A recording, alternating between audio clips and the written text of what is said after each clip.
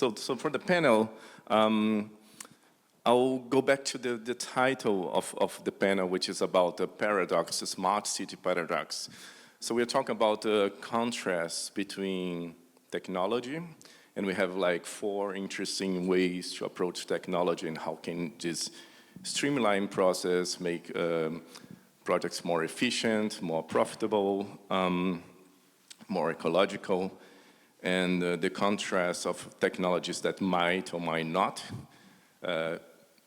put people together, right? So this might be the paradox implied in this title. And so I want you to maybe delve in this question about, is there a paradox that technology is pushing when it's in the process? Or can technology, if there is one, or there's a way of technology to somehow to help people to get more together and in this process? So is the question clear? I think all of you somehow touched that. So yeah, maybe okay. Yeah, you have the phone in your the mic in your hand, so you can start up.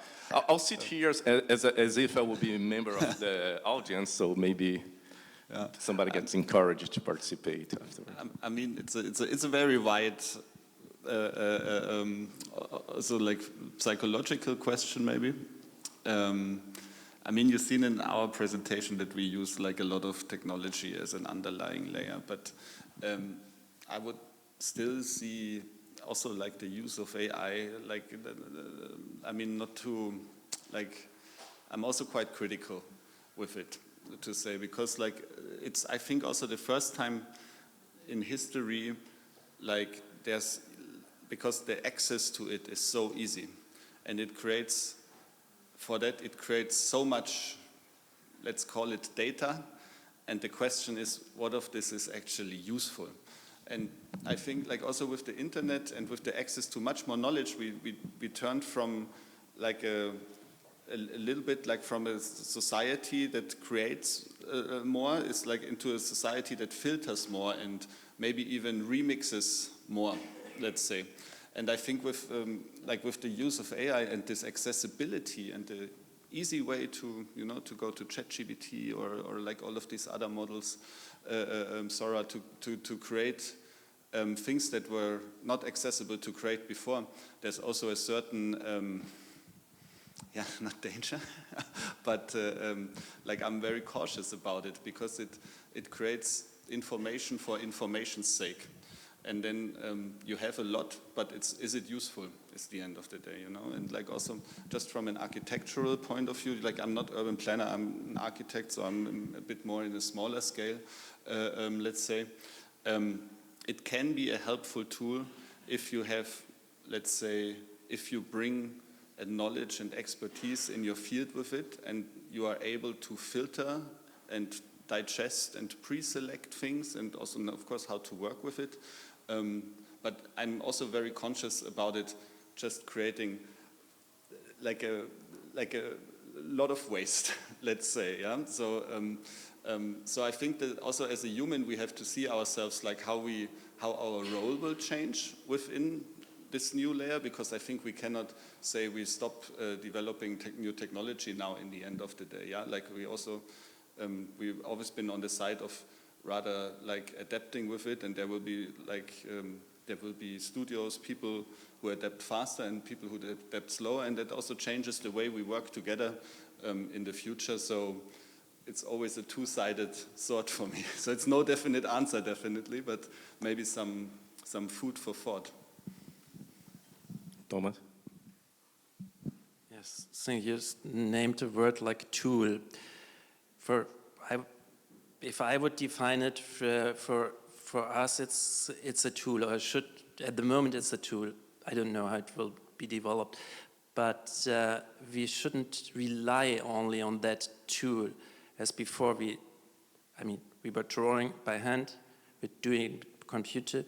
We can use AI as an advanced tool, and it will definitely develop. But character comes through personality. And if we want to develop unique ideas in urban planning, in architecture, at the moment I have to say I'm glad that we can concentrate on our initial idea of being architects to develop ideas. And AI can only solve the problems which were already thought about. If you want to come up with a new idea, I'm not sure yet. It's really interesting discussion in when or which kind of ideas, maybe certain ideas or certain new things can be developed. Like Columbus wanted to go to India, but he reached America, so it came because he was just doing anything, and maybe this through AI could happen. But yeah, for the moment, I guess architects are still needed, not only to deal with the machines. Thank you. In my personal opinion, I think that the biggest thing we're struggling nowadays is how to act locally but think globally at the same time. I think that we're facing like ordinary problems from the citizens, from the inhabitants, from the landowners nowadays. We need to stay aware of the problems which we're facing. Every single country has its own issues, but at the same time, as my colleagues started to explain, we have like AI tools and the world is like spreading, going ahead with an enormous speed, and we need to follow up those trends. So basically, I think that the answer is somewhere in the middle to find how to link both things which I mentioned previously in order for us to stay awake, stay in touch, but at the same time not to lose touch with the ordinary problems we're facing nowadays. I would like to try to have some ask questions from the audience. Is somebody interested? Okay, so then somebody? No? Okay. Then I'll try to wrap up with one last question. So I'll talk about 2 points, and there will be mental health and well-being. Those things are highly impacted by urbanization. And my question will be, is there a way that smart cities or planning in general or architecture could help to solve that problem or contribute, or which ways you think we could imagine living environments that contribute to health? The scale of this is quite big actually, so it's also hard to pin it down. Let's say, yeah, like we hear a lot of smart city, smart home, smart fridge. I don't know, and everything, and it's a bit. When everything is smart, are we smart? You know, that's also, how smart is it in the end of the day? So, in the end, I think we have to see like everything we create, or like from like a creator's, designer's point of view, is. In the end, it's for us, yeah.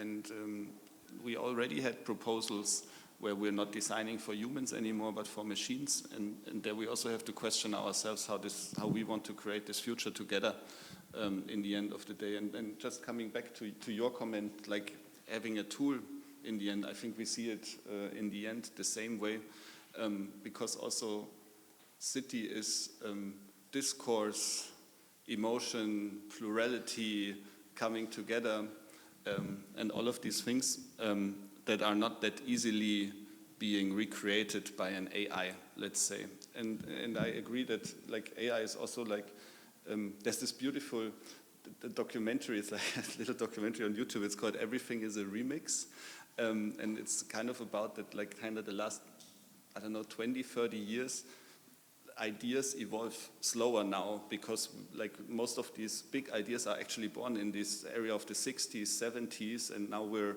more like remixing them. And it is creating something new, but it's like based on like shoulders, you know, like standing on the shoulders of giants. And this is accelerating now, I think, yeah, because we're not generating new ideas, but mixing existing ideas on top of each other. The question is, who does the last 10, 20% to create something new out of it, yeah? And what's our role in that? So also a lot of questions, actually, maybe no answers.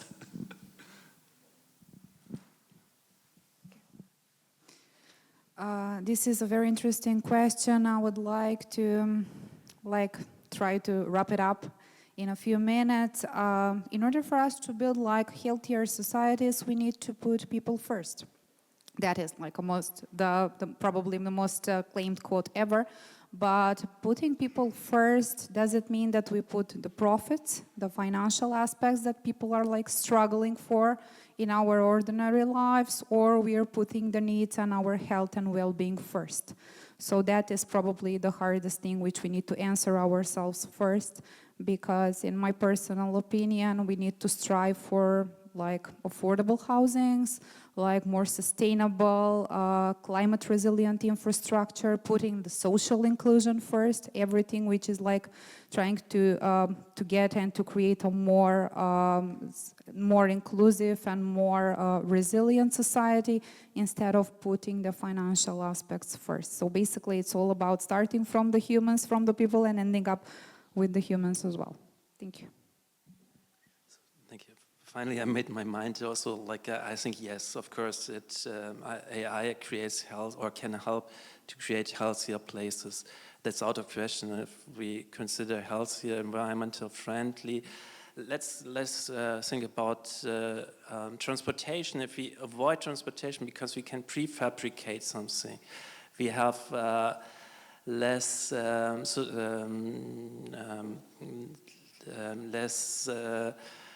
work on the construction site, less pollution through the traffic. We organize the traffic in Spain. There are the first ideas to find your parking space by an app, even on the street, and it navigates you exactly where there is still a free place on the street.